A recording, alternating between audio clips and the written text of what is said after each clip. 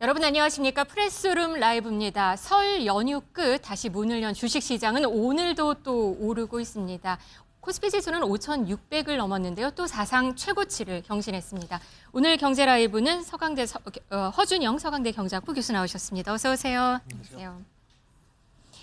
네, 연휴 주식시장 3일 정도 쉬었는데요. 오늘 다시 오르네요. 이게 모멘텀이 진짜 큰 것 같아요. 네. 저희 보통 반도체 사이클 한번 좋은 거 들어오면 한 1년 반에서 2년 간다고 그러는데 사실 그 사이클로 보면 지금 조금씩 내려가야 될 사이클이거든요. 근데 네. 이게 미국발 AI 관련 투자랑 만나다 보니까 거기다가 메모리 반도체가 지금 가격이 워낙 뛰고 있다 보니까 이게 전반적으로 굉장히 모멘텀이 오래가는 그런 느낌이고요. 거기다가 이제 일시적으로 저희 부진했던 주가가 좀 부진했던 조선주 같은 경우 또 올라가고 있고요. 네. 이런 부분들 보면 뭐 조선, 방산, 원전 관련된 부분 거기다가 AI 로보틱스까지 주식을 바칠 호재들이 굉장히 많은 상황 같습니다. 이렇게 코스피가 불장이니까 이 세뱃돈들을 혹시 주식 투자해줘야 되는 거 아니냐 이런 고민하시는 분들도 주변에 많더라고요. 더 갈까요? 어떻게 보세요? 그러니까 이 모멘텀이랑 이렇게 생각하시면 좋을 것 같아요. 모멘텀이 좋다는 건 밀어 올라가는 힘이 굉장히 센 거고요. 중간중간에 차익 실현 매물이 한번 나와서 떨어졌다가 다시 올라가고 떨어졌다 다시 올라가고 하니까 단시간에 보시기보다는 좀 중장기적으로 보실 때는 한국 주식에 대한 매력이 살아있다라고 생각하시면 세뱃돈과도 관련이 있을 것 같습니다. 네. 주식 시장에는 사실은 명절 효과라는 그런 말이 있습니다. 그러니까 설날 등 긴 연휴가 있으면 바로 직전엔 떨어지고 지나고 나면 다시 오른다. 이런 게 사실 명절 효과인데 저희가 거래소가 조사를 했더니 반반이라고 하더라고요. 사실은. 그러니까, 예, 맞습니다. 설날 가기 전에 뭔가 설날에 악재 같은 게 있어서 그걸 미리 털고 가기 위해서 미리 주식을 팔아놓고 그래서 주식이 좀 설날 전에 떨어졌다가 설날 후에 매수세가 다시 돌아오는 이런 현상이 있으면 설날 끝나고 나면 조금 주가가 뛰는 현상이 체계적으로 있지 않을까 저희가 생각해 볼 수 있는데요. 네. 방금 전에 앵커께서 말씀해 주셨던 것처럼 사실 최근 한 10년간 조사해 보니까 이게 복불복이더라. 5번 정도는 떨어지고 5번 정도는 올라가더라. 그리고 거래일을 뭐 3일에서 5일 좀 늘려봐도 비슷한 효과가 있더라. 그렇게 봤을 땐 설날 효과라는 게 저희가 생각하는 것만큼 우리나라 주식시장에서 강하진 않더라. 뭐 이런 것 같습니다. 네, 국장 지금 이렇게 좋은데요. 서학개미들도 근데 요지부동이라고 합니다. 이달 들어서 서학개미들이 미국 주식을 여전히 그래도 많이 사고 있더라고요. 지금 거래일 기준으로 보니까 2월 들어서 서학개미가 미국 주식을 사들인 규모가 37억 달러나 된다고 해요. 그러면 하루를 기준으로 하면 3억 달러씩 미국 주식 쇼핑을 했다는 건데 그래도 아직 미국 주식에 대한 관심이 높은 거예요. 그렇게 생각할 수밖에 없는 게요. 지난 20년간 미국만큼 생산성이 많이 나온 경제도 없고요. 그리고 시가총액 1조 달러 넘는 기업이 전 세계에 12개 있는데 그중에 10개가 미국 기업입니다. 네. 그리고 가장 큰 자본시장을 갖고 있고 AI 랠리의 지금 진원지가 미국이잖아요. 어떻게 보면 미국 시장이라는 것이 가지는 매력도라는 건 줄어들지 않는 것 같고요. 저는 이제 거시경제학하는 네. 사람이니까요. 거시적으로 봤을 때도 올해 선진국 경제 중에 성장률이 나오는 나라가 그나마 미국밖에 없다는 얘기가 계속해서 나오고 있습니다. 그렇게 봤을 때는 거시 팩터도 그렇고 산업 팩터도 그렇고 미국에 대한 올해 랠리는 당분간은 계속 될 것 같아서 우리나라 서학개미들의 미국행을 뭐 구조적으로 막을 수 있는 부분은 뭐 별로 없지 않을까라고 보고 있습니다. 그래도 국장 투자도 개인들이 많이 하고 있거든요, 지금은. 그러니까 전반적으로 주식에 대한 저변이 넓어지는 것 같아요. 그래 그중에 일부는 서학으로 가시는 거고 또 동일한 투자자로도 포트폴리오의 일부를 미국에 갖고 있고 일부를 한국에 갖고 있고 뭐 이렇게 가져가시는 최근의 트렌드가 좀 관측이 됩니다. 네, 이런 가운데 투자의 귀재 워런 버핏이죠. 은퇴 전에 했던 마지막 한 수가 전해졌어요. 근데 애플과 BOA, 그러니까 은행주를 팔고 뉴욕타임스, 그러니까 언론사 주식을 대거 샀습니다. 과거에 이젠 신문이 끝이다 하고 주식을 처분했던 그런 기억이 있는데 좀 이게 시사하는 바가 있을 것 같습니다.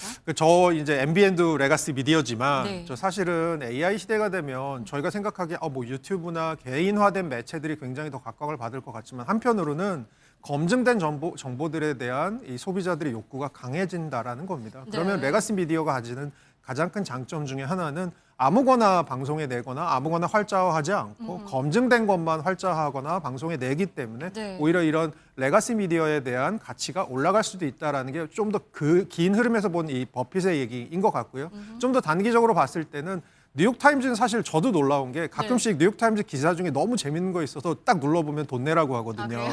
그러니까 뉴욕타임즈의 제주위에는 이 돈 내고 뉴욕타임즈를 보신 분들이 한국에도 굉장히 많으세요. 그만큼 독보적인 위치를 갖고 있는 기업이다라고 봤을 때는 단순히 신문주라기보다는 뉴욕타임즈라고 하는 어떤 굉장히 귀중한 기업의 주가, 주식 같은 것들에 대한 투자 이렇게 바라볼 필요도 좀 더 좁게 봐서는 있을 것 같습니다. 네, 그 워런 버핏이 과거에 하여튼 신문에 대한 관심은 굉장히 높았던 것 같아요. 주식을 대거 팔고 지금 다시 사긴 했지만. 네, 2020년까지도 이때 이제 신문은 다 끝이야 이러면서 신문 주식을 네. 팔았지만 그 전에는 그만큼 로컬 신문이라도 지역 신문까지도 해서 굉장히 다량의 주식들을 갖고 있었던 걸로 알려져 있습니다. 그렇게 봤을 때는 신문이라고 하는 매체에 대한 매력도에 대해서 한동안 관심이 끊어졌지만 이 은퇴 바로 전에는 결국은 또 남는 것이 이것이 아닐까라는 부분에서 방점을 찍어준 거. 저는 한편으로 좀 굉장히 메시지가 좀 둔중하네요. 네, 버핏 10대 시절에 신문 배달부로도 일을 네, 했었다고 맞습니다. 하네요. 네.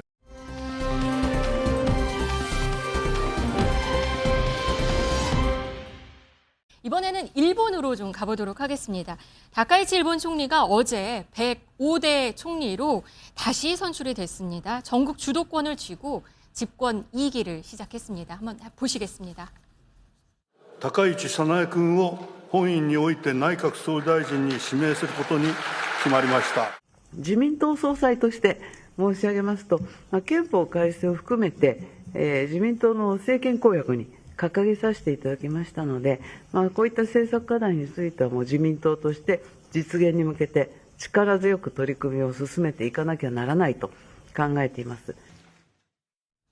다카이치 총리, 강한 일본을 얘기를 하고 있는데 이렇게 되면은 사실 다카이치의 무소불위 시대가 열렸다. 이렇게 보는 분석이 많은 것 같습니다. 맞습니다. 이 다카이시 총리가 들어오고 나서 개인적인 지지도는 굉장히 높았는데 아쉬운 점이 있었다면 이 중의원에서 구도가 상대적으로 좀 소수를 벗어나지 못했다. 압도적 다수가 아니었다라는 부분이었는데 이번에 중의원 해산이라는 카드를 던지고 나서 투표를 했더니 역시 개인의 인기뿐만이 아니고 이 자민당의 인기 전반적으로 올라가면서 결국은 본인의 내각과 본인이 원하는 지금 의회 구도를 만들었다. 그렇게 봤을 때는 앞으로 다카이치 총리가 할 수 있는 일들이 굉장히 많아지고 있다라는 건데요. 네. 걱정되는 부분 하나는 이건 저의 걱정이 아니고 전 세계적으로 지금 나오고 있는 기사들에서 나오는 걱정 중에 하나가 그렇기 때문에 다카이치 총리가 재정 정책은 본인이 원하는 대로 좀 재정을 푸는 방향으로 갈 텐데 지금 일본이 인플레이션 상황이 심상치가 않습니다. 그리고 엔화도 굉장히 약하고요. 그렇게 봤을 때는 일본 중앙은행인 일본은행은 금리를 좀 올리는 긴축적인 정책을 해야 될 것 같다. 그렇게 봤을 땐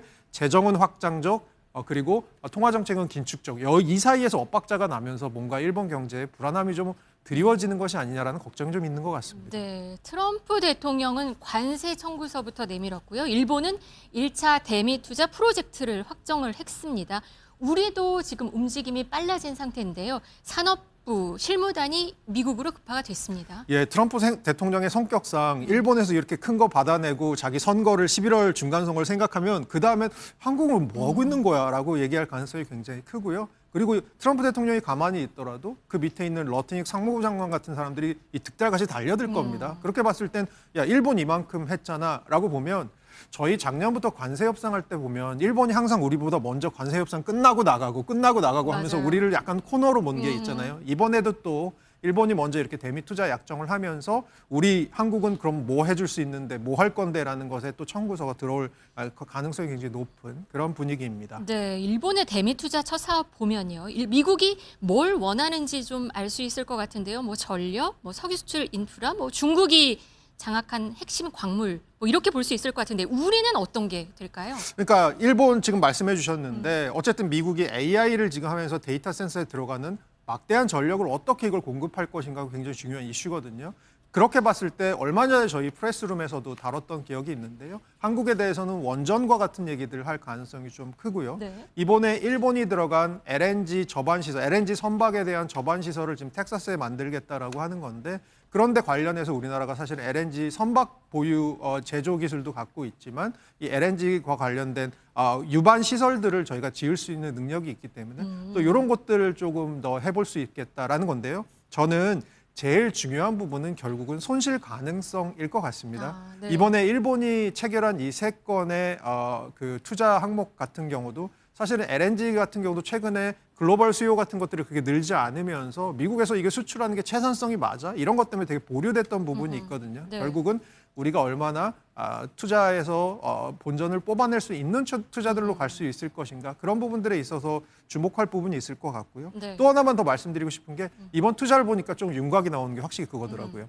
일본 기업도 들어갑니다. 그러니까 일본 정부의 돈이 들어가고요. 동시에 일본 기업들이 거기에 뭐 같이요. 부품을 맞아요. 공급하거나 네네. 아니면 건설을 하는데 직접 들어갑니다. 그렇게 봤을 때는 우리 기업들이 향후에 이런 프로젝트를 통해서 또 얼마나 많이 미국 시장에 진출하면서 거기로부터 또 혜택을 얻어낼 수 있는지도 기회? 굉장히 중요할 네, 것 같습니다. 그렇습니다. 앞서 우리 대미 투자 보니까 3,500억 달러였는데 그중에서 1,500억 달러는 조선업 재건에 투자를 하기로 했거든요. 일명 마스카 프로젝트죠. 그런데 미국이 여기에 대해서 구체적인 청사진을 내놨는데 초기에는 한국에서 건조하는 시기 될 것 같습니다. 우리 기업한테는 나쁘진 않아 보입니다. 맞습니다. 초기에 보면 사실은 미국이 지금 같은 배를 짓더라도 우리나라보다 한 3-4배 정도 인건비도 비싸고 전반적으로 자재비도 비싸고 하거든요. 그렇게 봤을 때는 미국 입장에서도 한국에서 초반에 배를 건조하는 게 어떻게 보면 미국 입장에서 좀 좋을 것 같습니다. 다만 미국에서 원하는 게 중장기적으로 우리에게 조선업에 좀 압박이 될 수 있을 것 같은데요. 뭐 하라고 할 것 같냐면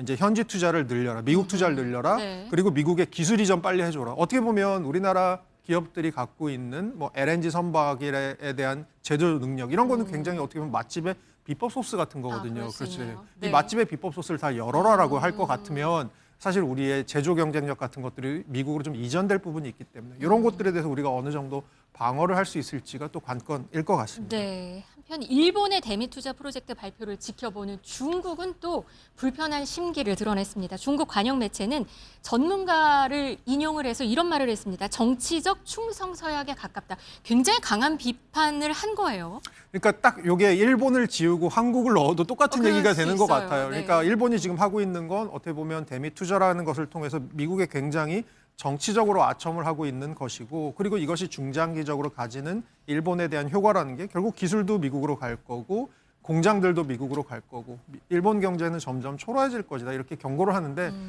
우리나라보다는 일본에 대해서 세게 때리는 건 한편으로 이해가 되는 게 워낙 지금 다카이치 총리랑 시진핑 중국, 주석이랑 그렇죠. 일본과 중국 사이가 워낙 좋지 않다 보니까 한편으로는 저희는 또 거기서 약간 중간에 껴서 좀 뭐 중국과는 상대적으로 좀 편히 가는 부분도 있는 것 같아서 한편으로 좀 다행인 것 같기도 합니다.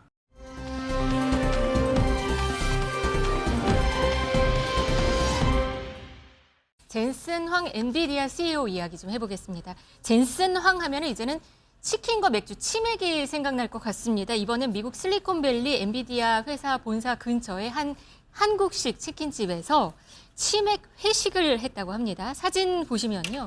젠슨 황 한 손에는 맥주를 들고 있고요. 한 손에는 한국 소주, 한국 맥주, 한국 소주를 들고서 소맥을 만들어주고 있는 그런 자리였던 겁니다. 이게 뭐 하는 자리였던 거예요? 그러니까 이 젠슨 황이 되게 이례적으로 특정 회사 SK 하이닉스의 고대역폭 메모리 담당하고 있는 엔지니어들을 불러서 우리 앞으로 이제 조금 더 엔비디아랑 SK 하이닉스 잘해보자라는 것들. 그러니까 이게 젠슨 황이 SK 하이닉스의 고위 뭐 임원을 부른 게 아니고 엔지니어들, 실무자들을 불러서 네. 이렇게 했다라는 게 젠슨 황이 원래 가졌던 소탈한 이미지에다가 SK 하이닉스와 엔비디아의 이 연합이라는 게 생각보다 굉장히 끈끈해야 되겠구나라는 느낌 하나. 제가 개인적으로는 또 저 치킨집이 궁금해서 네. 찾아봤는데 네. 치킨 가격도 비싸고요. 아, 그래요? 예, 우리나라 치킨 가격이 거의 한 2배 정도 되고요. 미국은 소주값 굉장히 비쌉니다. 그럼 미국의 소맥은 또 굉장히 비쌀 그렇겠네요. 건데 그거를 물론 뭐 젠슨 황이 워낙 부자이다 보니까 상관은 없겠지만 그렇게 해서 한국식으로 개최를 했다라는 것이 어떻게 보면 또 의미가 있는 것 같습니다. 그렇습니다. 이 한국 치킨집이에요. 뭐 구구치킨이라고 하는데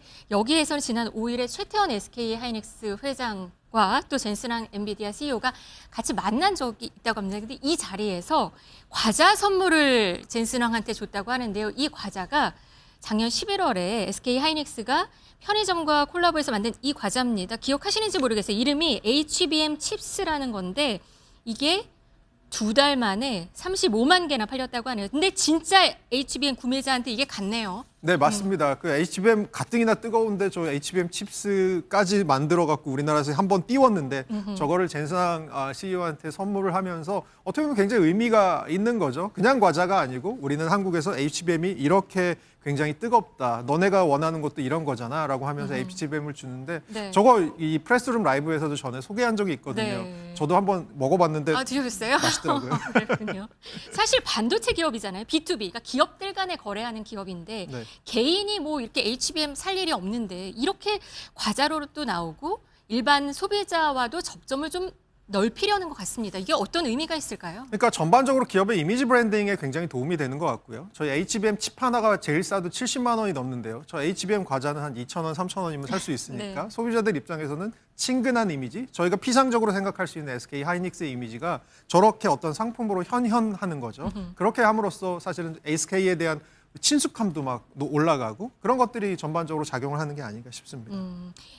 그 최태원 SK그룹 회장이 이번에 젠슨왕만 만난 게 아니고 미국 서부를 돌면서 메타 CEO 그리고 구글 CEO, 마이크로소프트 CEO 등을 다 만났다고 해요. 이게 또 주는 의미가 있는 거죠. 그러니까 작년 11월로 돌아가 봐야 될 것 같습니다. 그 최태원 회장이 향후에 SK그룹이 SK가 어떤 회사로서 어떤 AI 회사로서 자리매김할 것인가라고 얘기하면서 비전 발표를 한 3가지 핵심 항목이 있습니다. 첫 번째로는 메모리 반도체고요. 두 번째로는 AI 데이터 센터고요. 마지막으로는 AI를 이용한 어플리케이션입니다. 지금 말씀해 주신 회사들이 다 그것들을 하는 회사들이어서요. 어떻게 보면 최태원 회장의 비전을 하나하나 미국의 기업들과 지금 향후 플랜을 짜고 있는 과정이라고 보시면 될 것 같습니다. 알겠습니다. 오늘 경제 라이브는 여기까지 하겠습니다. 허준영 교수였습니다. 고맙습니다.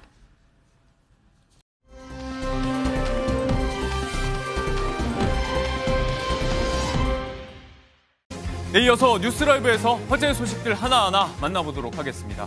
김대중 전 대통령에 이어서 또 한 차례 노벨 평화상 수상자를 볼 수 있을까요? 대상은 우리 시민 전체입니다.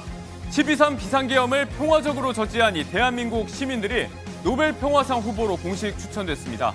지난해 7월 서울에서 열린 한 학회에 참석한 전현직 정치학회장들이 추천을 했다는데요. 잘 아시는 빛의 혁명에 대한 얘기입니다.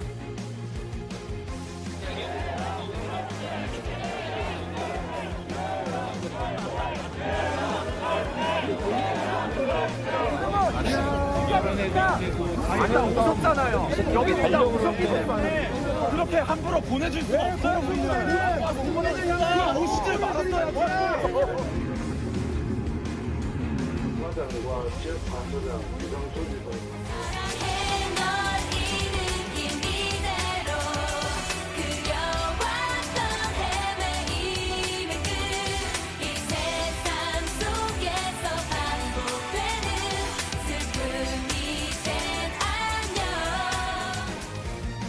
응원봉과 촛불을 들고 민주주의를 지켜냈다. 당시 시민들의 행동을 빛의 혁명으로 규정을 하면서 국제적으로도 드문 사례라고 강조했는데요. 시민사회는 이 단순한 수상 가능성을 넘어서 한국 민주주의의 성숙도를 국제사회가 공식적으로 주목을 했다는데 의의를 두고 있습니다. 3월 초에 후보군을 선별한 뒤에 검토를 거쳐서 오는 10월 수상자가 발표될 예정입니다. 앞서 이재명 대통령도 우리 국민들에게 수상 자격이 충분하다고 말한 적이 있죠. 국회로 향하는 장갑차를 맨몸으로 막고 의회를 봉쇄한 경찰에게 항의하고 국회의원들이 헌법상 의무를 이행할 수 있도록 국회 담장을 넘을 수 있게 도와주었습니다. 우리 대한 국민들이야말로 노벨 평화상을 수상할 충분한 자격이 있다고 확신합니다. 비상계엄 1주년 특별성명 때의 발언이죠. 세계 민주주의 역사에 길이 남을 일이라고 힘줘서 얘기를 했는데 어젯밤에 이렇게 후보 추천 관련 기사를 또 공유하면서 다시 한번 인류사의 모범이 될 위대한 대한국민의 나라다라고 언급을 했습니다. 한편 이 당시의 통합이 곧 봉합은 아니다. 내란 사태가 여전히 진행 중이라던 이재명 대통령. 비로소 오늘 일단락을 찍게 될까요? 비상계엄 444일째 되는 날에 윤석열 전 대통령이 내란 우두머리 혐의 1심 선고를 받습니다. 오후 3시 저희도 생중계로 함께합니다. 어떤 결론이 나올지 또 여기에 대해서 어떤 메시지를 내놓을지 야권, 특히 국민의힘 장동혁 대표의 입에도 관심이 쏠리고 있습니다. 지방선거를 앞두고 외연 확장을 꾀할 수 있는 마지막 기회다. 선택의 기로에 섰다는 평가인데요. 이미 언론 인터뷰 등을 통해서 선거 결과에 대해서 당대표로서 입장이 필요하다고 말한 적이 있죠. 어떤 형태로든 메시지가 나오긴 할 것 같습니다. 아직까지 내일 윤석열 전 대통령 1심 선고 이후에 내실 메시지의 내용과 형식 수위 결정된 바는 없습니다. 중도 외연 확장이라는 그 부분에 대한 말씀은 메시지에 담길 것으로 예상을 합니다. 절연, 절윤보다는 태도의 그리고 이슈의 전환이 필요하다. 어제도 언론에 나와서 이렇게 밝혔던 장 대표인데요. 전환과 외연 확장이 가능할까요? 정치권의 입도 오늘 저희가 한번 주목을 해보겠습니다. 다음 화제 소식도 한번 볼까요? 네, 전남 나주 한 반려견 놀이터에서 발견된 빵입니다. 자세히 보면 안에 뭐가 있습니다. 강아지들 먹으라고 던져준 것 같은데 이 낚싯바늘입니다. 네, 지난 14일 한 견주가 신고를 했고 현장 CCTV 조사 결과 한 남성이 일부러 이런 빵을 던지는 듯한 모습이 포착이 됐다고 하는데요. 오토바이를 타고 와서 놀이터 쪽으로 비닐봉투에서 뭔가 꺼내서 같은 방향으로 두세 차례 던지고 사라졌다고 합니다. 현장 점검을 통해서 이런 빵이 3개, 또 추가로 2개가 더 발견이 됐다고 합니다. 누리꾼들은 공분하고 있습니다. 대형견이라면 한 입에 꿀꺽 삼킬 수도 있는 그런 크기인데 큰일 날 뻔했다. 사람의 탈을 쓰고 어떻게 이럴 수가 있는가 한 목소리를 내고 있습니다. 당일 안개가 짙게 낀 관계로 CCTV 속의 오토바이 번호판, 또 인물의 인상착의 구분이 쉽지는 않은 것 같은데요. 나주시는 경찰의 영상 분석과 수사를 의뢰해 놓은 상태입니다. 소위 인류의 회복 차원에서 이런 얘기도 좀 해보죠. 지난 설 연휴 꽉 막힌 고속도로만큼이나 기차역과 열차 안도 북새통이었습니다. 귀경길 기차 안에서 생긴 일입니다. 사연의 주인공은 설 당일에 경북 영주에서 서울 청량리로 가던 ITX 열차를 탔다고 합니다. 입석밖에 구하지 못해서 유모차에 아이를 태운 채 기차에 올랐는데요.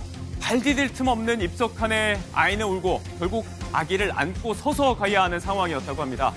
그때 한 남성이 빈자리가 있다면서 말을 걸어왔다고요. 따라가 봤더니 선한 인상의 중년 부부 내외가 자신들의 자리 하나를 내어주려고 했던 거였다고 합니다. 세상에 이런 배려가 가능한가? 몰래카메라인가 싶어서 당황을 했다가 이내 감사해서 울컥했다는 주인공인데요. 보답을 하고 싶어서 연락처를 물어봤지만 그저 아기 잘 키우란 말만 남기고 사라지니 두 부부 그 아름다운 뒷모습이 블라인드에서 화제가 되고 있습니다. 하루 만에 1,600개가 넘는 좋아요를 누르면서 많은 누리꾼들이 감동의 댓글을 남기고 있습니다. 자, 이 이야기도 좀 해볼게요. 기억을 하실는지 모르겠습니다. 저희가 2달 전쯤에 전해드린 내용인데 1159회차 로또 1등과 2등 당첨금의 주인공이 아직 안 나타났습니다. 어느덧 지급 기한이 다 지나서요. 오늘이 지나면 못 받습니다. 자, 1년이 지나도록 주인을 못 찾은 당첨금은요. 1등 12억 8천여만 원, 2등 4,470여만 원 각각 서울 강북구와 경북 김천시 소재 판매점에서 판매가 됐습니다. 지급 개시일로부터 1년 뒤, 당초 지난 16일까지가 기한이었는데 설 연휴가 겹치면서 실제 수령 가능일이 오늘까지로 적용이 돼 있습니다. 하지만 감감무소식입니다. 주인공이 끝까지 안 나타나면 결국 복권기금으로 넘어가서 공익사업에 쓰이게 될 예정입니다. 한편 최근 5년간 발생한 로또 미당첨금 수령금은요. 3,076만 건에 달하는 것으로 알려졌습니다. 총 2,283억 원 규모인데 이 가운데 전체 66% 1,507억 원 정도가 5천 원이죠. 5등 당첨금인 걸로 집계가 되고 있습니다.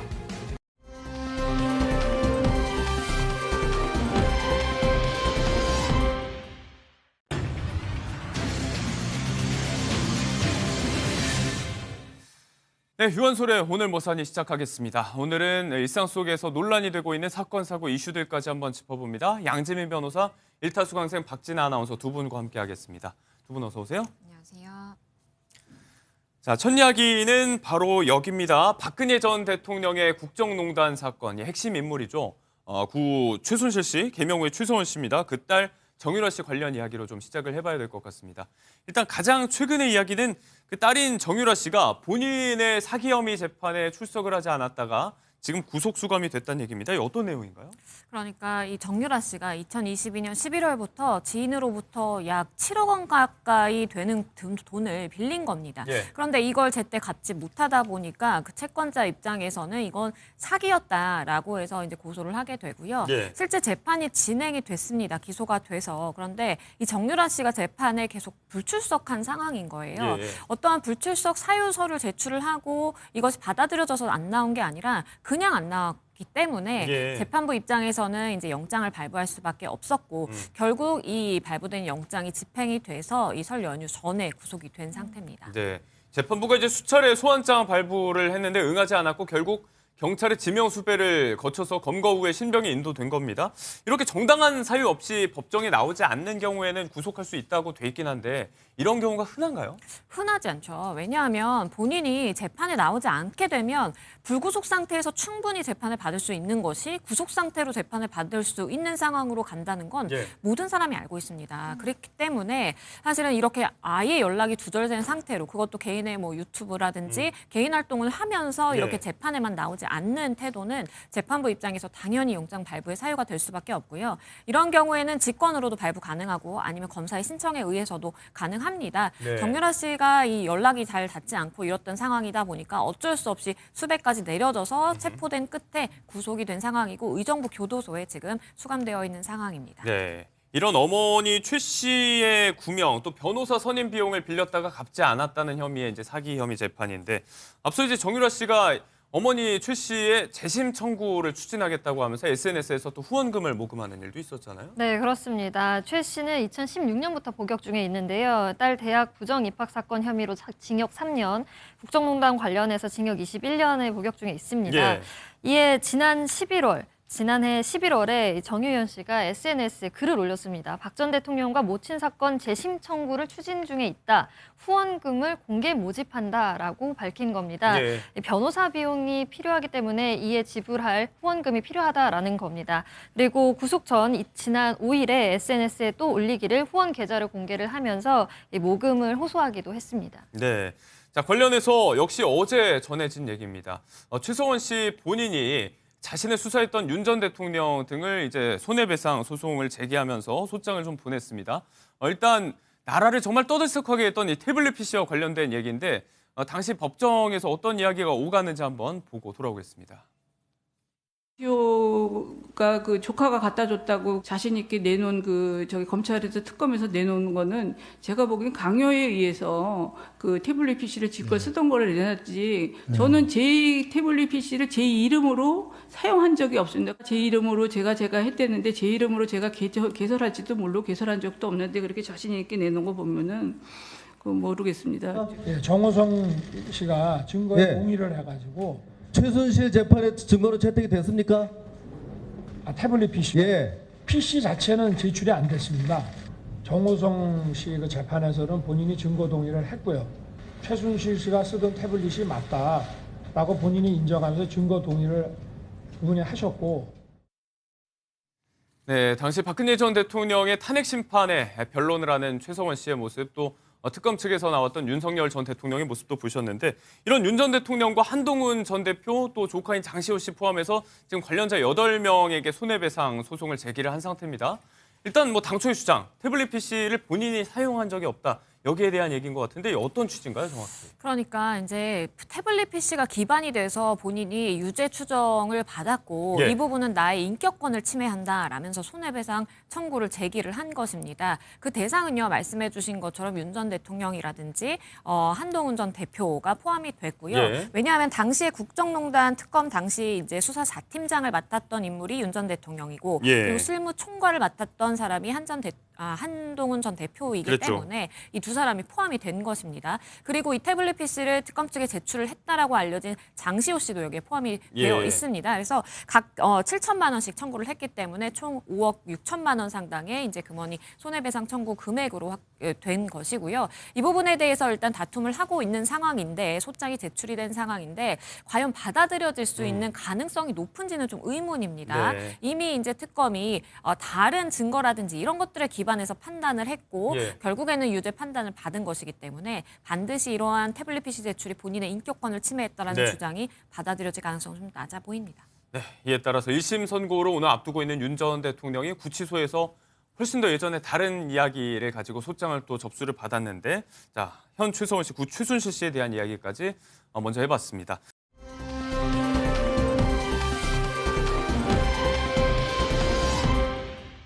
다음 이야기로 좀 넘어갈게요. 어제 저희가 뉴스라이브에서 전했던 이야기입니다. 충주시 유튜브 100만 구독자를 앞두고 있었죠. 이 얼굴이었습니다. 충주맨 김선태 주무관의 퇴사 이야기를 두고 여러 말이 나오고 있는데 대중들의 일단 궁금증을 좀 자아내는 그런 부분들이 있어서 이 김선태 주무관의 인지도, 파급력 이런 것들을 활용할 수가 있는지 충주맨 브랜드를 김주무관이 퇴사 후에도 사용할 수 있는지 여부가 궁금해요. 이 충주맨이라는 브랜드가 하나에 만들어졌다라고 보여집니다. 예. 그렇기 때문에 이것을 나와서 내가 개인 채널을 개설하면서 충주맨이라고 사용할 수 있느냐, 그 가능성은 낮아 보입니다. 우리가 일반적으로 회사라든지 예. 지금 뭐 회사의 경우에는 충주시겠죠. 공무원으로 재직을 하면서 아니면 직원으로 재직을 하면서 내가 지적 재산권이 만들어지는 어떤 활동에 개입을 예. 했다라고 한다면 그것은 나에게 기속되는 것이 아니라 법인이라든지 단체에 기속된다라고 보는 것이 맞겠고요. 예. 그렇기 때문에 퇴직 후에 충주맨이라는 이 브랜드를 사용하려면 충주시의 명확한 합의라든지 아니면 사용 허락이 전제가 돼야만 가능한 상황입니다. 반대로 이제 충주시의 경우는 유튜브 상에 지금 퇴사하기로 한 김 주무관의 출연 영상이 정말 많이 남아 있는데 이런 영상들은 뭐 계속해서 게시가 가능한 건지 초상권 문제 이런 것도 좀 우려가 돼서요. 초상권의 경우에는 이것이 저작권과 마찬가지로 법인이라든지 단체에 기속되는 건 아니고 예. 나의 얼굴, 나만이 가질 수가 있는 것이기 때문에 예. 초상권은 나에게 기속되는 것이 맞습니다. 다만 우리가 법적으로는 판례에 따르더라도 내가 재직을 하면서 나의 얼굴이 드러나게 어떠한 영상 촬영을 하고 홍보를 했다면 이것은 내 초상권을 사용해도 됩니다라는 예. 묵시적인 동의가 있었다라고 보거든요. 그렇기 때문에 퇴사를 했다라고 하더라도 재직 중에 내가 촬영한 영상이라든지 저런 여러 가지 저작물의 경우에는 예. 충주시가 계속 사용하는 것에 대한 묵시적인 암묵적인 동의가 있었다라고 판단될 여지가 있습니다. 네, 뭐 다른 용도로 유용이 되지 않는다면 그대로 게시하는 건 문제가 없을 수도 있겠다라는 이야기입니다. 자, 충주시 유튜브는 김주무관의 퇴사 소식이 알려지고 나서 구독자가 74만 선까지 급감을 했었는데 자 그러고 나서 지금 다른 주무관의 한 패러디 영상이 또 화제가 되면서 다시 반등을 하는 것 같아요? 네, 김 주무관이 사직서를 제출하기 전인 지난 13일 오전까지만 해도 구독자 수는 97만 5천여 명이었습니다. 그런데 며칠이 지나고 나서 5일이 지나고 나서 보니까 22만여 명이 빠져나간 상태였는데요. 그래서 17일에 충주시 공식 개인 채널에서는 영상이 46초짜리 영상이 하나 올라왔습니다. 이 추노 드라마를 패러디한 부분이었는데요. 네.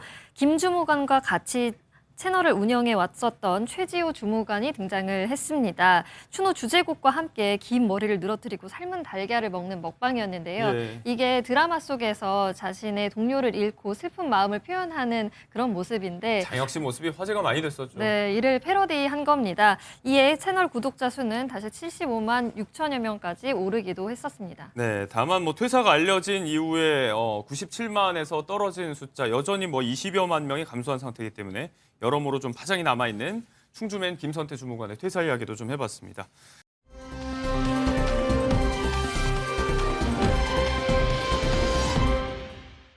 OTT 플랫폼이 디즈니 플러스입니다. 야심차게 내놓은 이른바 무속 서바이벌 프로그램이 있는데 관련해서 잡음도 여러 맥락에서 많습니다.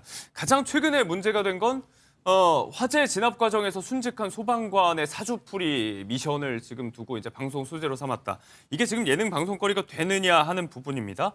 제작진은 이제 유족 동의를 받았다고 이야기하는데 사전 설명이 달랐다, 뭐 진실 공방으로 좀 번지는 모양새예요. 네, 말씀해 주신 것처럼 서바이벌 프로그램이기 때문에 미션이 주어집니다. 돌아가신 분의 사진과 함께 생시 그리고 사망한 시점을 알려주면서 이 제한된 정보를 가지고 이를 바탕으로 출연진들이 사망 원인을 밝혀야 하는 상황이었는데요. 말씀해 주신 대로 이분은 화재 현장에서 순직한 고 김철홍 소방교의 모습이었습니다. 예. 사주풀이를 하고 또 직관적으로 화재, 붕괴, 압사라는 단어를 써가면서 돌아가신 분에 대해서 설명을 하는 그런 영상들이 쓰였는데요. 네. SNS에선 이런 모습을 보고 비판적인 시각이 있었습니다. 왕자에 대한 너무 예우를 갖추지 않은 행위 같다. 예능에서 이런 것들이 소비가 돼도 되는 게 맞느냐라는 부분이고 특히나 문제가 됐었던 건 유족 동의를 얻은 게 맞냐라는 부분이었습니다. 고인의 조카라고 밝힌 한 SNS 누리꾼은 제작진이 전화가 왔었을 때는 영웅 열사들을 다루는 다큐멘터리를 찍는다고 해서 그래요? 동의를 했던 거다라고 한 부분입니다. 자, 지금 이야기를 한 대로 이제 사전 설명이 있었다고 하더라도 지금 설명이 사전에 들었던 것과는 묘사가 좀 다르게 된다. 이렇게 유족 측에서 주장을 한다면 이 부분은 문제가 될 여지가 남아 있을까요? 우리가 고인이 됐다라고 하더라도 고인의 인격권이라든지 명예권은 여전히 보호받아야 되는 대상으로 예. 취급이 됩니다. 그렇기 때문에 만약에 이렇게 무속 서바이벌이라는 것에 나올 것이라면 유족이 동의를 안 했을 텐데 이 부분에 대해서 잘못된 설명을 듣고 동의를 받은 경우라면 예. 이 고인의 이 명예가 실추됐다 내지는 명예의 인격권이 훼손이 됐다라고 하면서 이 부분에 대해서 손해배상 청구를 생각을 해볼 수가 있겠고요. 네. 일반적으로 동의를 받으면 어느 범위까지 어떻게 사용할지에 대해서 명확한 동의를 받아야만 합니다. 예. 포괄적으로 그냥 뭐 TV 방송에 나오는 것에 대해서 뭐 동의할게요라는 정도로는 부족하고 굉장히 상세하게 이루어졌었어야만 예. 하는데 그 부분이 미진했다라고 보여집니다. 네.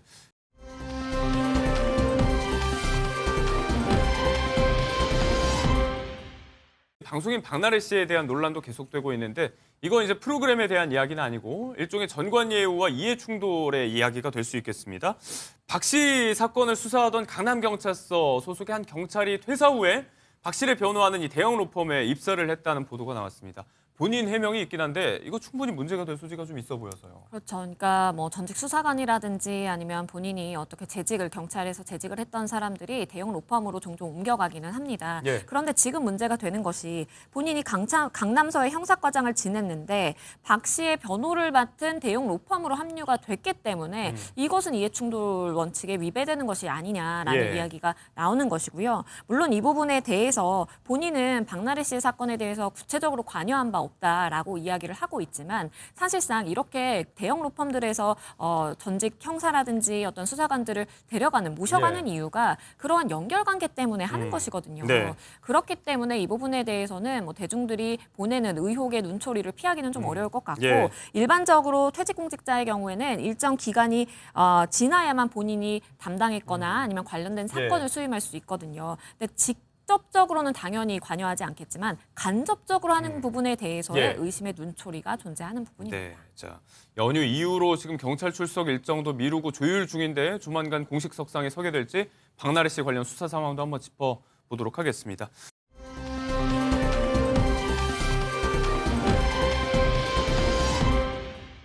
자 마지막으로 저희가 SNS상에서 일상 속의 논란, 갑론을박이의 대상이 되고 있는 그런 이야기들도 좀 짚어볼 텐데 여러 가지 이야기가 준비가 되어 있습니다. 시간이 허락하는 대로 한번 살펴볼게요. 일단 명절이 끝난 직후니까 관련된 이야기를 할 텐데 연휴 기간에 화제가 된 얘기입니다. 이혼 후에도 남아있는 명절 스트레스에 관련된 얘기요? 어떤 얘기인가요?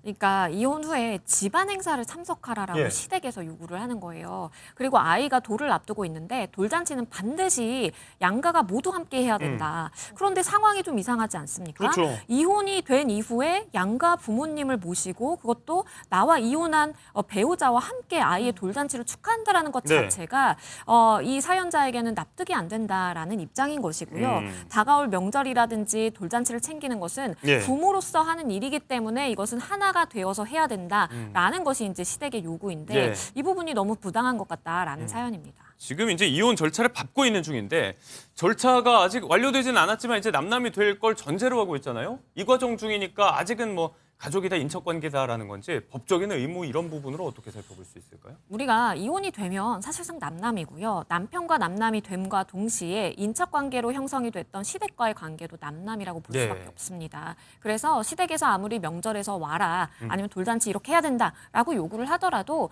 내가 원해서 그 요구를 받아들일 수는 있겠지만 그것이 의무다 아니면 부양의 하나의 행위가 된다라고 보기에는 어려울 것 같고요. 예. 다만 아이가 있는 상황이기 때문에 아이의 면접 교섭 관련해서는 일부 협조해야 되는 부분이 있을 수 있어요. 근데 다만 뭐 명절을 꼭 같이 치러야 된다라든지 앞으로의 우리가 행사가 있을 때마다 함께 해야 된다라든지 이런 것들은 전혀 요구에 따를 필요가 없습니다. 한편으로 이제 명절마다 또 불거지는 애매한 이 호칭 문제 이야기도 또 논란이 되고 있습니다. 뭐 도련님, 아가씨, 서방님 같은 호칭을 시대가 바뀌고 인식이 좀 바뀌었는데도 여전히 불러야 한다 이런 논란도 여전히 남아 있어요. 네, 결혼 3년 차인 A 씨가 토로를 하기를 시고모가 남편 사촌 동생들에게 제대로 호칭을 해라라고 했다라는 겁니다. 그런데 남편 사촌 동생들이 나이가 굉장히 어린 초등학생들이었습니다. 예. 제대로 호칭을 하려면 도련님, 아가씨라고 불러야 하는데 무슨 사극도 아니고 어린 애들한테 예. 허리 굽혀가면서 이렇게 존대를 하자니 자괴감이 든다라고 이야기를 한 부분인 건데요. 그리고 이 남편 쪽에서 얼마 예. 전에 결혼한 시동생 또한 도련님 이 아닌 이제 서방님이 서방님이라고 불러야 되는 상황이 된 거죠. 그런데 같은 호칭이더라도 자기 남편한테도 불러야 하고 또 이제 결혼한 네. 시동생한테도 이렇게 불러야 한다는 게 조금 어색하고 조선시대나 네. 그런 말을 썼지 이런 문화가 고착되는 게 맞는가라고 의문을 제기를 한 겁니다. 네. 이 명절을 앞두고 아마 익숙하지 않은 호칭에 대한 문화가 불러낸 갈등인 것 네. 같습니다. 이제는 좀 낯간지러운 호칭을 직접 들어야 하는 대상자들도 좀 부담스러울 수도 있을 것 같은데 전 세대가 한번 같이 고민을 해보면 좋을 시점일 것 같습니다.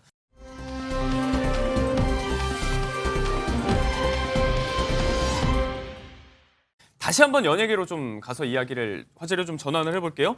방송인 노홍철 씨가 별안간 동물학대 의혹에 휩싸였습니다. SNS에 올린 사진이 단초가 됐는데 아프리카 탄자니아에 지금 잠들어 있는 사자 옆에서 포즈를 취하고 또 배를 만지고 이런 사진을 올렸는데 사자가 이렇게 무방비할 수 있는가? 이 약물에 취한 거 아니냐라는 의혹이에요. 그렇죠. 그러니까 저도 처음에 합성 사진인가라고 생각을 했는데 이게 실제 아프리카에 가서 촬영한 사진인 거예요. 노홍철 씨의 경우에는 내가 이만큼 이제 뭐 자연 친화적이다. 그리고 이런 쉽게 볼 수 없는 사진을 대중들과 공유한다라는 의미를 가질 수 있었겠지만 일각에서는 이거 동물학대 아니냐. 약물을 주입하지 않고서는 저렇게 야생성을 가진 사자가 배를 만지는데도 가만히 있을 리가 없다라는 의혹이 제기가 돼서 동물학대 논란이 한 차례 불거졌습니다.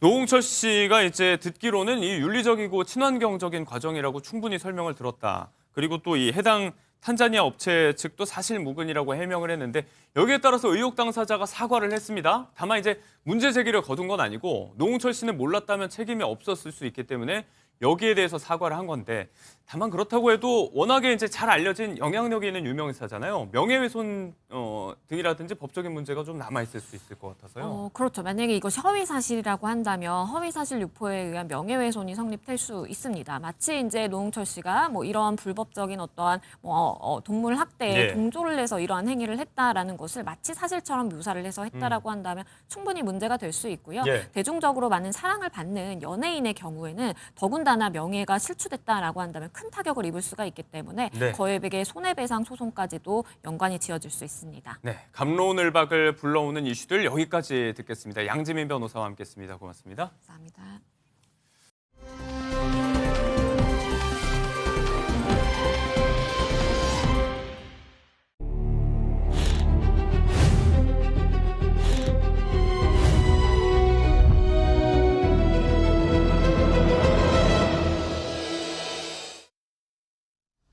네, 이번엔 새로 선보이는 코너입니다. 숨어 있었던 인류의 모든 보물들 전해드립니다. 세계 3대 박물관 아십니까? 영국의 대영 박물관, 프랑스 루브르 박물관, 그리고 러시아의 에르미타주 박물관이 있습니다. 프랑스와 영국은 가보신 분들 계시겠지만 러시아는 요즘 우리나라 사람들에게는 좀 가기 쉽지 않은 곳인데요. 이 러시아의 에르미타주 박물관의 첫 글로벌 전시가 곧 서울에서 열립니다. 이와 관련해서 얘기를 나눠보도록 하겠습니다. 에르미타주의 보물들 정우철 도슨트 나오셨습니다. 어서 오세요. 네, 안녕하세요. 도슨트 정우철입니다. 네, 에르미타주도 궁금하고 또 디지털 전시도 어떻게 진행되는지 또 궁금합니다.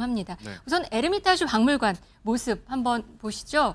규모 자체가 어마어마합니다. 네, 인류 역사가 담긴 초거대 박물관이라고 생각하시면 되는데 소장품이 무려 300만 점에 가까워요. 300만 점이요? 네, 이걸 계산했을 때 한 점당 1분을 본다고 쳐도 하루 8시간씩 봐도 최소 6년에서 10년까지 걸린다라고 이야기를 할 정도예요. 어마어마한 양을 갖고 있는 곳이에요. 네, 맞습니다. 그리고 규모가 워낙에 크다 보니까 전시 공간의 이 섹션이 수백 개로 나눠져 있는데 관람객분들이 하는 말이 뭐냐면 이게 전시장인지 미로인지 헷갈린다라고 얘기할 정도고요. 컬렉션도 정말 대단합니다. 우리가 흔히 생각하는 뭐 그리스, 이집트 조각부터 시작을 해서 르네상스 회화, 그리고 뭐 바로크 시대의 회화들부터 인상주의, 모네, 르누아르, 그리고 이제 우리가 알고 있는 고흐, 고갱, 세잔부터 현대, 마티스, 샤갈 이런 작가들까지 한눈에 볼 수 있는 미술 총지편이라고 생각하시면 됩니다. 네, 이 에르미타주 박물관 본관이 겨울궁전이라고 하더라고요. 왜 겨울궁전이라는 이름이 있는 건가요? 그 질문을 생각보다 많이 하시더라고요. 그런데 이름 그대로예요. 이 러시아 상트페테르부르크가 너무 추워요. 너무 추워서 황제가 겨울에 머물 공간이 필요했던 거예요. 이게 영하로 떨어지면 최대 20도에 30도까지 떨어지거든요. 영하 30도까지요? 맞아요. 그래서 이 최대한 난방을 잘 유지시키기 위해서 뭐 이중 바닥이나 이중 창문을 만들어서 한마디로 황제가 겨울에 거처할 수 있는 공간을 만들었기 때문에 겨울 궁전인 거죠. 아, 궁전이 그러니까 미술관이 된 거군요. 맞아요. 그런데 이 궁전을 미술관으로 탈바꿈시킨 사람이 있습니다. 예카테리나 2세인데 이 여제가 예술광이에요. 그래서 예술품을 생전에 수집을 했는데 또 하나 재밌는 게 뭐냐면 이 겨울궁전 옆에다가 자신만 볼 수 있는 미술관 건물을 새로 지어요. 아, 그리고 네. 이 에르미타주라고 지은 거예요. 그런데 에르미타주의 뜻을 다들 모르시더라고요. 네. 에르미타주의 뜻이 은둔처예요. 아, 은둔처. 맞아요. 네. 근데 왜 은둔처냐면 이 여제가 자신뿐만이 아니라 최측근들만 볼 수 있게 아하. 미술관을 공개한 거예요. 아주 작은 거, 비공개 감상 공간을 만든 거군요. 그렇죠. 근데 이제 비공개로 시작을 했지만 측근들에게만 보여주는. 나중에 공개가 되면서 그리고 이 수집이 점점 시작이 되면서 현재 300만 점에 이르는 소장품까지 발전하게 된 거죠. 네. 이번에 그러면 한국에서 에르미타주 디지털 전시가 열리잖아요. 그럼 디지털 전시라는 거, 이런 겨울궁전 느낌을 우리가 느낄 수 있는 건가요? 물론 이 뭐 에르미타주의 미술관부터 겨울궁전을 가져오진 못하죠. 그런데 이게 디지털 전시라고 해서 실망 안 하셔도 되는 게 네. 제가 깜짝 놀랐어요. 실제로 에르미타주에 가서 이 겨울궁전의 내부 모습을 초고화질로 촬영을 합니다. 그다음에 단순히 화면에 트는 게 아니라 360도 이 천장부터 바닥까지 전부 그 미술관 화면으로 채워져요. 네. 그래서 이 특히나 에르미타주 관장 이 피오트롭스키도 뭐라고 했냐면 이 디지털 전시가 에르미타주의 겨울궁전 내부와 천장까지 화려함을 그리고 아름다움을 충분히 느낄 수 있는 전시가 될 것이다라고 얘기했어요. 네. 거기다가 또 이렇게 그림만 보면 지루할 수도 있잖아요. 클래식 음악부터 내레이션과 설명이 깔려요. 그래서 여기를 들어가 있으면은 단순히 전시를 보는 게 아니라 진짜 이 겨울궁전 내부를 산책하는 느낌이 들 겁니다. 아, 겨울궁전을 실제 가보지 않더라도 그 화려함을 좀 맛볼 수 있겠군요. 그러면 그림들, 그러니까 작품들은 어떤가요? 디지털 전시를 하게 되면? 네, 이 작품들도 사실은 이제 아무래도 원화의 아우라는 조금 떨어질 수는 있지만 고화질로 또 재생이 되거든요. 네. 거기다가 이 디지털 전시 특징 제가 3가지를 좀 뽑아봤어요. 첫 번째는 몰입도인 것 같아요. 네. 왜냐하면 단순히 사각형 프레임에 그림만 보는 게 아니라 초고화질로 얘기했듯이 그림이 확대가 들어가거든요. 그럼 우리가 못 봤던 부분들을 아주 디테일하게 뭐 주름 표현부터 그림에 난 크랙까지 전부 세세하게 볼 수 있어서 몰입이 됩니다. 네. 그래서 아마도 이걸 보고 있으면은 영화를 한 편 또 보는 느낌이 들지 않을까라는 생각이 들어요. 네. 그러면 4월 30일부터 한국에서 만나는 에르미타주 디지털 전시, 어떤 작품들을 만날 수 있는지도 궁금합니다. 특히 주목해볼 만한 작품 어떤 거 꼽으세요?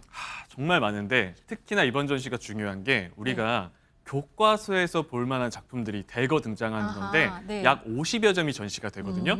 그중에서 첫 번째로 소개해드릴 게 누구나 한 번쯤 들어봤을 레오나르도 다빈치의 성모자 그림이 들어와 있어요. 이건가요? 지금 저희 화면 뒤에 보입니다. 맞습니다. 네. 이 성모자의 모습이 굉장히 부드럽게 표현되어 있는데 제가 아까 얘기했잖아요. 초고화질로 확대가 들어갑니다. 그래서 레오나르도 다빈치의 특유의 스푸마토 기법이 있어요. 스푸마토 이게 기법이요? 연기처럼 네. 흩어진다, 부드럽다 이런 뜻인데 경계선의 윤곽선이 없고요. 네. 부드럽게 연기처럼 퍼져나가는 게 다빈치 특징이거든요. 확대해서 제대로 볼 수가 있죠. 그렇군요. 또 어떤 작품을 그다음에 보시나요? 또 다빈치의 평생의 라이벌이었던 미켈란젤로죠.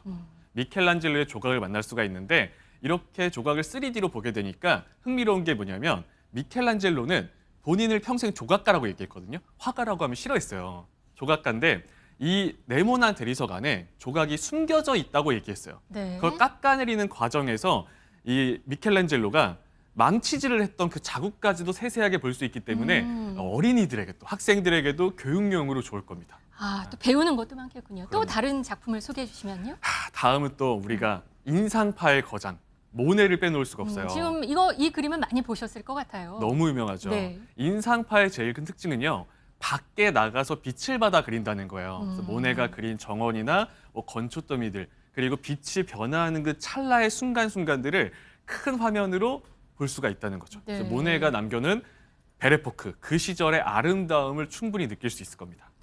또 다른 화가 소개해 주시죠. 모네 하면 항상 따라오는 게 르누아르예요. 르누아르에 따라오는 수식어 행복을 그리는 화가입니다. 네. 르누아르 그림에는 불행이 없어요.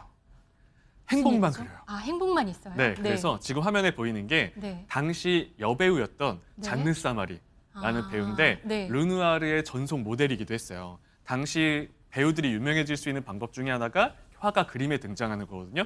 르누아르를 딱 보면은 이 인물들의 행복한 아름다운 순간들을 충분히 느낄 수 있을 겁니다.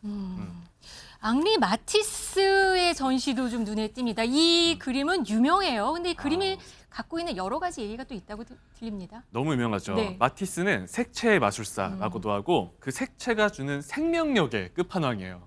보고 있으면은 굉장히 단순하지만 그 색채가 주는 아우라가 있거든요. 이렇게 사람들이 붉은 사람들이 둥글게 원을 잡고 마치 우리나라 강강술래처럼 둥글게 돌면서 춤을 추는데 네. 대형 화면에 우리 앞으로 다가오거든요. 그럼 정말 그 춤을 추는 사람들 일원으로 들어가서 빨려드는 느낌이 들 거예요.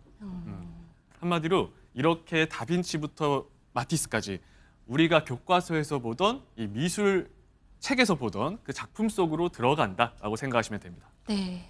아까 말씀해 주신 대로 겨울궁전 한복판에서 걸어 다니듯 만나는 가장 화려한 미술관 될 것 같습니다.